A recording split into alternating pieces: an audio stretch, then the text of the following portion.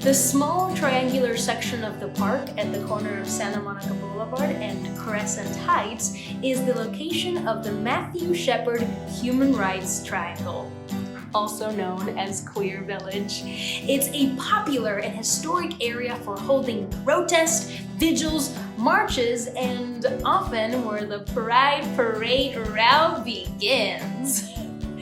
In 1989, two HIV-positive men named Wayne Carr and Lou Lance held a hunger strike here to demand the compassionate release of experimental AIDS drugs to the public in need.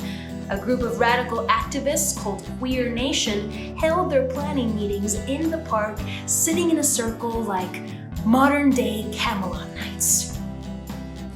In 1991, Rob Roberts fasted there in support of AB 101, the Gay Civil Rights Bill.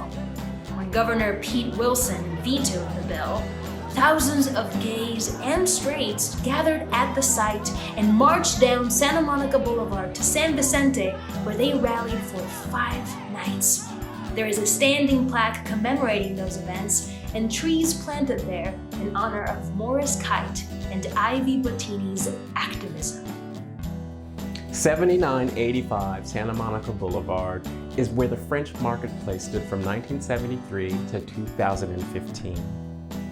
It was a building beloved by many and one of Stuart's personal favorites, featuring shops, offices, and dining, which provided a unique gathering place for the LGBTQ community and various activist meetings. It was quite memorable for its kitschy New Orleans-style interior design.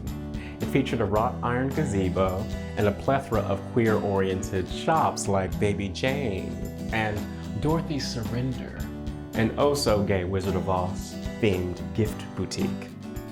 The block on Santa Monica Boulevard between Havenhurst and La Jolla is known for its fashionable and affordable out-of-the-closet thrift store outlets. They provide HIV testing, and sales of donated clothing and household items benefit AIDS Healthcare Foundation. Behind the building is an area notoriously referred to as Vaseline Alley, a once active cruising spot for anonymous male sexual encounters. Before the days of the internet and the hookup apps, there were many tales to tell about sex on the streets. The block was also home to the Gold Coast Bar for nearly 40 years. It held the annual Red Dress Party from 1997 to 2019, and baby, I was at every one of them. It was created by two HIV-positive bartenders, Mark Ferguson and Eve Claude. The two made a pact that when one of them died, the other one was going to show up at the memorial service wearing a red dress. For over 20 years, the Red Dress Party raised money for HIV. Unfortunately, the Gold Coast is one of the many queer establishments that we've lost in recent years. Across the street at 8230 Santa Monica Boulevard used to be the eclectic and beloved bookstore Circus of Books.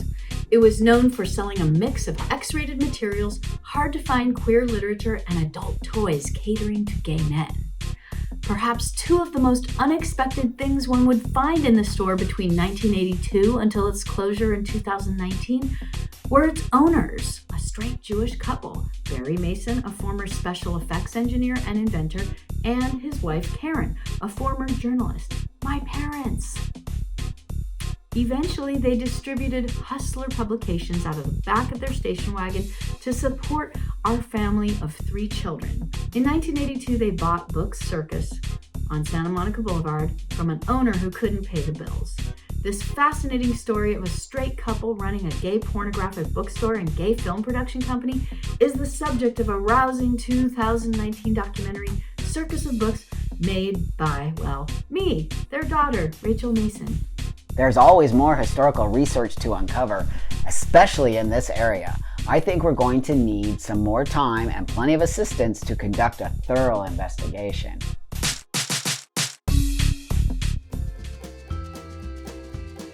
On the corner of Santa Monica and Sweetser is City Hall. As if it wasn't cool enough having a robotic system park your car for you in one of the nation's first automated garages, The place is made even better by the inclusion of hand-painted artist murals and a community plaza for special events. City Hall's community meeting room is where the city's 6 advisory boards regularly gather, including a lesbian and gay advisory board and transgender advisory board. West Hollywood was the first in the nation to have a transgender advisory board, created on October 19, 2009. Trans activists have been working hard long before that, though, to gain more sensitivity and respect among the community and from local law enforcement. In the late 20th century, activists and trans support groups worked with the West Hollywood Sheriff Station to create briefings for deputies and their treatment of the trans community.